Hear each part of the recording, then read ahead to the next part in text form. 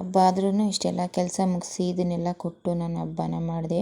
ಇಷ್ಟೆಲ್ಲ ಆರ್ಡ್ರ್ ಬರ್ತಿದೆ ಅಂತ ಖುಷಿ ಪಡಬೇಕು, ಹಬ್ಬ ಮಾಡೋಕ್ಕಾಗದೆ ಕೆಲಸ ಮಾಡ್ತೀನಿ ಅಂತ ಬೇಜಾರು ಮಾಡ್ಕೋಬೇಕು ಅಷ್ಟು ಗೊತ್ತಾಗಲ್ಲ ಕೆಲವೊಂದು ಸಲ. ಅಷ್ಟು ಖುಷಿ ಆಗುತ್ತೆ, ಅಷ್ಟು ಬೇಜಾರು ಆಗುತ್ತೆ.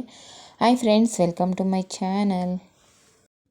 ನೋಡಿ, ಎಲ್ಲ ಹಬ್ಬ ಮಾಡ್ತಿದ್ದಾರೆ ಅಂತ ಬೇಜಾರು ಮಾಡ್ಕೊಳ್ಳೋದಕ್ಕಿಂತ ನಾನು ಕೂಡ ನನ್ನ ಕೈಲಿ ಎಷ್ಟು ಸಾಧ್ಯನೋ ಅಷ್ಟು ಮನೆ ಕೆಲಸನೆಲ್ಲ ಮುಗಿಸಿ ಇವತ್ತಿನ ಆರ್ಡ್ರನ್ನೆಲ್ಲ ಕೊಟ್ಟು ಹಬ್ಬನ ಮಾಡಿದ್ದೀನಿ. ನೋಡಿ, ಈ ರೀತಿ ನಾನು ಎಲ್ಲದನ್ನು ಕೂಡ ಕ್ಲೀನ್ ಮಾಡಿಕೊಂಡು ಪೂಜೆ ಮಾಡ್ತಿದ್ದೀನಿ. ನಿಜವಾಗ್ಲೂ ನನ್ನ ಜೊತೆಗೆ ನನ್ನ ಮಿಷಿನ್ಗಳು ಕೂಡ ತುಂಬಾ ಕಷ್ಟಪಟ್ಟಿದೆ ಅಂತ ಹೇಳ್ಬೋದು. ಒಂದು 15 ದಿನ ಆಯಿತು ಅದನ್ನೆಲ್ಲ ಸರಿಯಾಗಿ ಕ್ಲೀನ್ ಮಾಡೋದಕ್ಕೂ ಆಗಿರಲಿಲ್ಲ, ಅಷ್ಟು ಕೆಲಸ ಇತ್ತು.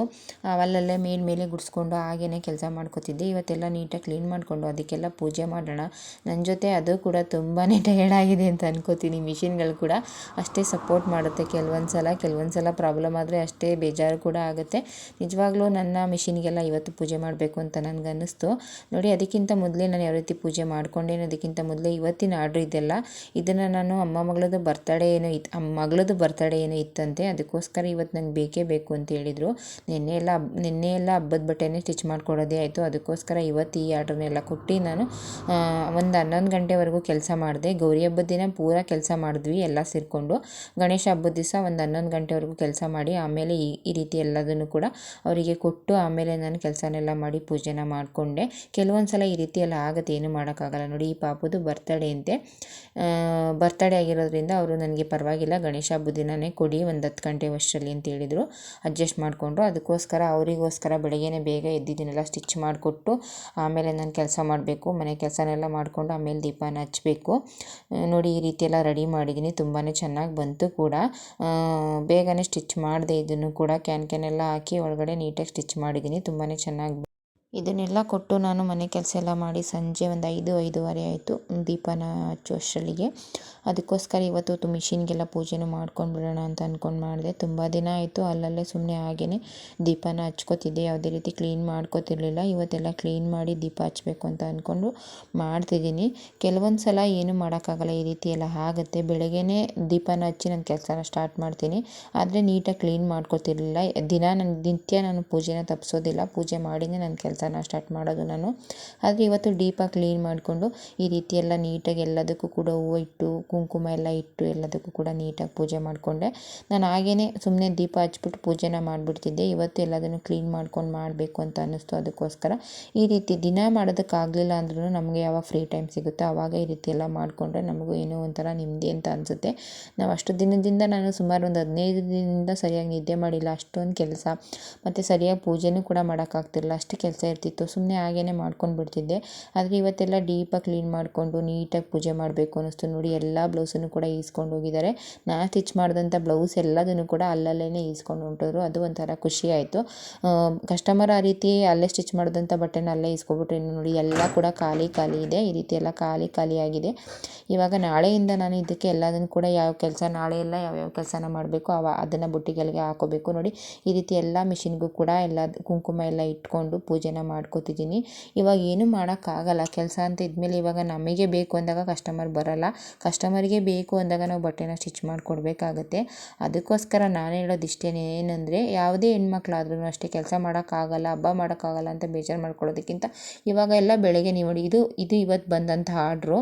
ಅದನ್ನು ಇನ್ನೂ ನನ್ನ ಕಡೆ ಸೈಡ್ಗೆ ಎತ್ತಿಡೋಕ್ಕಾಗಲಿಲ್ಲ, ಇವಾಗ ತಾನೇ ಜಸ್ಟ್ ಕೊಟ್ಟು ಹೋದರು. ಅದಕ್ಕೋಸ್ಕರ ಪೂಜೆ ಮಾಡಿಬಿಟ್ಟು ಎತ್ತಿಡೋಣ ಅಂತ ಅಂದ್ಕೊಂಡು ಪೂಜೆನ ಮಾಡ್ತಿದ್ದೀನಿ. ಪುನಃ ಅದನ್ನೆಲ್ಲ ಎತ್ತಿಡ್ತಾ ನಿಂತ್ಕೊಂಡ್ರೆ ಟೈಮ್ ಆಗುತ್ತೆ ಅಂತ ನೋಡಿ ಈ ರೀತಿ ಎಲ್ಲದನ್ನು ಕೂಡ ಪೂಜೆ ಮಾಡಿಕೊಂಡು ಒಂದು ಸಲ ನಿಂಬೆಹಣ್ಣಲ್ಲಿ ದೃಷ್ಟಿನೂ ಕೂಡ ತೆಗೆದುಬಿಡ್ತೀನಿ.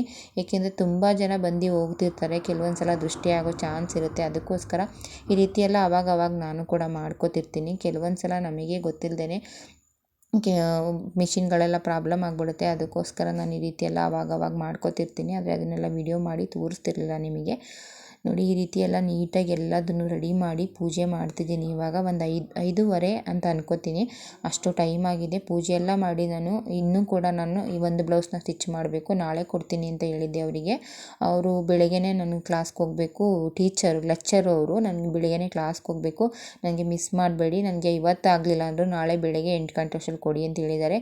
ನಾನು ಇದನ್ನೆಲ್ಲ ಮುಗಿಸು ಇನ್ನೂ ಒಂದು ಬ್ಲೌಸ್ನ ನಾನು ಸ್ಟಿಚ್ ಮಾಡಬೇಕು, ಪೂಜೆ ಎಲ್ಲ ಮಾಡಿ.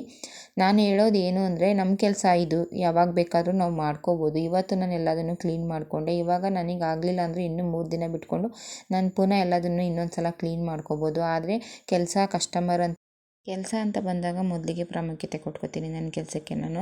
ನಾನು ಯಾಕೆ ಇದನ್ನೆಲ್ಲ ಹೇಳ್ತಿದ್ದೀನಿ ಅಂದರೆ, ಇವಾಗ ಎಷ್ಟೋ ಜನ ಹೇಳ್ತಿರ್ತಾರೆ ನಾವು ಹಬ್ಬ ಮಾಡೋಕ್ಕಾಗಲ್ಲ, ನಮ್ಮ ಬಟ್ಟೆ ಸ್ಟಿಚ್ ಮಾಡೋದೇ ಆಯಿತು ಅಂತ. ಎಷ್ಟೋ ಜನ ಹೇಳ್ತಿರ್ತಾರೆ ಹಬ್ಬ ಮಾಡ್ಕೊಂಡು ಬಟ್ಟೆ ಸ್ಟಿಚ್ ಮಾಡೋಕ್ಕೆಲ್ಲ ಆಗಲ್ಲ, ಅದಕ್ಕೆ ನಾನು ಆರ್ಡ್ರ್ ತೊಗೊಳ್ಳಿಲ್ಲ ಅಂತ.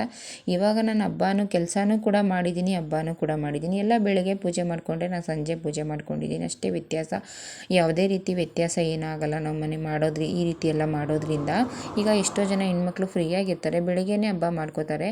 ಕೆಲವೊಬ್ಬರು ಹೆಣ್ಮಕ್ಳಿಗೆ ಫ್ರೀ ಇರಲ್ಲ. ಈ ರೀತಿ ಸಂಜೆಗೆ ಎಷ್ಟೋ ಜನ ಗಾರ್ಮೆಂಟ್ಸ್ಗೆಲ್ಲ ಹೋಗಿ ಸಂಜೆ ಬಂದು ಪೂಜೆ ಮಾಡ್ಕೊಳ್ಳೋವಂಥ ಹೆಣ್ಮಕ್ಳಿದ್ದಾರೆ. ಅದ್ರ ಮಧ್ಯೆ ಈಗ ನಮ್ಮದೇನು ದೊಡ್ಡದೇನಲ್ಲ ಅಂತ ನಾನು ಹೇಳೋದಕ್ಕೆ ಇಷ್ಟಪಡ್ತೀನಿ. ಏಕೆಂದರೆ ಅವರು ತುಂಬಾ ಕಷ್ಟಪಟ್ಟು ಕೆಲಸ ಮಾಡಿ ಮನೆಗೆ ಬಂದು ಕೆಲಸ ಮಾಡಿ ಮನೆಯಲ್ಲಿ ಕೆಲಸ ಮಾಡೋರಿದ್ದಾರೆ. ಆದರೆ ಇವಾಗ ನನಗೆ ಸಾಧ್ಯ ಆಗಲಿಲ್ಲ ಅಂದರೆ, ನಾನು ಬ್ಲೌಸ್ ಸ್ಟಿಚ್ ಮಾಡೋಕ್ಕಾಗಲಿಲ್ಲ ಅಂದ್ರೂ ಕೂಡ ನಾನು ನಾಳೆ ಬೆಳಿಗ್ಗೆ ಎದ್ದು ಸ್ಟಿಚ್ ಮಾಡ್ಕೋಬೋದು. ನನಗೆ ಇವಾಗ ಆಗಲಿಲ್ಲ ಅಂದ್ರೂ ನಾಳೆ ಬೆಳಗ್ಗೆ 5 ಗಂಟೆಗೆ ಎದ್ದು ಬೇಕಾದ್ರೆ ಸ್ಟಿಚ್ ಮಾಡ್ಬೋದು. ಇವಾಗ ಈ ಕಸ್ಟಮರಿಗೆ ನಾನು 8 ಗಂಟೆಗೆ ಒಪ್ಕೊಂಡಿರೋದು. ನನ್ನಿಂದ ಇವಾಗ ಸಾಧ್ಯ ಆಗಲಿಲ್ಲ ಅಂದರೆ ನಾನು ಇದನ್ನೆಲ್ಲ ಮುಗಿಸಿ ನಾನು ಇವಾಗ ನಿದ್ದೆನ ಮಾಡ್ಬೋದು, ಸ್ವಲ್ಪ ಹೊತ್ತು ರೆಸ್ಟ್ ಮಾಡ್ಬೋದು. ನನಗೆ ಯಾವ ರೀತಿ ಸಾಧ್ಯನೋ ಆ ರೀತಿ ಮಾಡ್ಬೋದು, ಇಲ್ಲಾಂದರೆ ಕೂತ್ಕೊಂಡು ಸ್ಟಿಚ್ ಮಾಡ್ಬೋದು. ಆದರೆ ನಮಗಿಂತ ಕಷ್ಟಪಡುವಂಥ ಹೆಣ್ಮಕ್ಳು ತುಂಬ ಜನ ಇದ್ದಾರೆ. ಅದಕ್ಕೋಸ್ಕರ ನಾನು ಹೇಳೋದಿಷ್ಟೇ, ನಾವೇನೋ ಒಂದು ಮಾಡ್ತಿದ್ದೀವಿ ಅಂದರೆ ಅದ್ರ ಕಡೆಗೆ ಜಾಸ್ತಿ ಗಮನನ ಕೊಟ್ಟು ಕಲಿಬೇಕು, ಅದ್ರ ಕಡೆ ಜಾಸ್ತಿ ಗಮನವನ್ನು ಕೊಟ್ಟು ಮಾಡಬೇಕು. ಆವಾಗಲೇ ನಾವೇನಾದರೂ ಮಾಡೋಕ್ಕಾಗೋದು ಅಂತ ಎಲ್ಲ ಹೆಣ್ಮಕ್ಳು ಹೇಳೋದಕ್ಕೆ ಇಷ್ಟಪಡ್ತೀನಿ. ಕಲ್ತಿದ್ದೀವಿ ನಮಗೆಲ್ಲ ಆಗಲ್ಲ ಅಂತ ಅಂದ್ಕೊಂಡ್ರೆ ಅದು ಆಗೋದೇ ಇಲ್ಲ. ನಾವೇನೋ ಒಂದು ಮಾಡ್ತೀವಿ ಅಂದರೆ ಮಾಡೇ ಮಾಡ್ತೀವಿ. ಇವಾಗ ಇತ್ತೀಚೆಗೆ ನೀವೇ ನೋಡ್ತಿರ್ತೀರ ಅನ್ಕೋತೀನಿ, ಎಷ್ಟೋ ಹೆಣ್ಮಕ್ಳು ಸೀರೆ ವ್ಯಾಪಾರ ಮಾಡ್ತಿದ್ದಾರೆ, ಎಷ್ಟೋ ಹೆಣ್ಮಕ್ಳು ಟೈಲರಿಂಗ್ ಕಲ್ತಿದ್ದಾರೆ, ಎಷ್ಟೋ ಹೆಣ್ಮಕ್ಳು ಬೇರೆ ಬೇರೆ ರೀತಿ ಎಲ್ಲ ಮಾಡ್ತಿದ್ದಾರೆ. ನಮ್ಮದೇ ಏನು ದೊಡ್ಡದು ಅಂತ ನಾವು ಅಂದ್ಕೋಬಾರ್ದು. ನಮಗಿಂತನೂ ಕಷ್ಟಪಡುವಂಥ ಹೆಣ್ಮಕ್ಳು ಇದ್ದಾರೆ ಪ್ರಪಂಚದಲ್ಲಿ. ನಾವು ಅವ್ರನ್ನೆಲ್ಲ ನೋಡಿದಾಗ ನಾವು ಏನೋ ಒಂದು ಮಾಡಬೇಕು ಅಂತ ಮಾಡಬೇಕಷ್ಟೇ. ನಾವು ಮಾಡೋದು ಏನಕ್ಕೆ ಅಂದರೆ, ಅಟ್ಲೀಸ್ಟ್ ನಮ್ಮಿಂದ ನಮ್ಮ ಮಕ್ಕಳಿಗೆ, ನಮ್ಮ ಮನೆಯವರಿಗೆ ಸ್ವಲ್ಪ ಹೆಲ್ಪ್ ಆಗ್ಬೋದು ಅನ್ನೋದಕ್ಕೋಸ್ಕರ ಮಾಡಬೇಕು. ಅಷ್ಟು ಸ್ವಲ್ಪ ನಾವು ಅವರಿಗೂ ಕೂಡ ಸಪೋರ್ಟ್ ಆದರೆ ಅವರಿಗೂ ಕೂಡ ಖುಷಿಯಾಗುತ್ತೆ ಅಂತ ಮಾಡಬೇಕಷ್ಟೇ.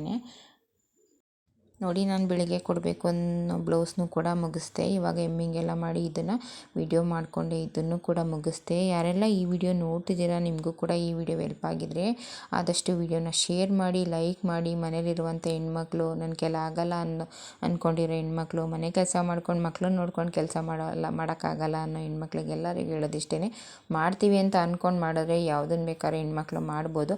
ಆಗಲ್ಲ ಅಂತ ಅಂದ್ಕೊಂಡಿದ್ರೆ ನಮ್ಮ ಕೈಲಿ ಏನೂ ಆಗೋದೇ ಇಲ್ಲ. ಅದ್ರ ಬದಲಿಗೆ ಮಾಡ್ತೀವಿ, ಏನೋ ಒಂದು ಮಾಡಬೇಕು ಅಂತ ಅಂದ್ಕೊಂಡು ಮಾಡಿ, ನಿಮ್ಮ ಕೈಲೂ ಕೂಡ ಆಗುತ್ತೆ. ಎಲ್ಲ ಹೆಣ್ಮಕ್ಳಿಗೂ ಕಷ್ಟ ಅನ್ನೋದು ಇದ್ದೇ ಇರುತ್ತೆ. ಆದಷ್ಟು ಈ ರೀತಿ ಎಲ್ಲ ಪ್ರಯತ್ನ ಪಡಿ ನೀವು ಕೂಡ.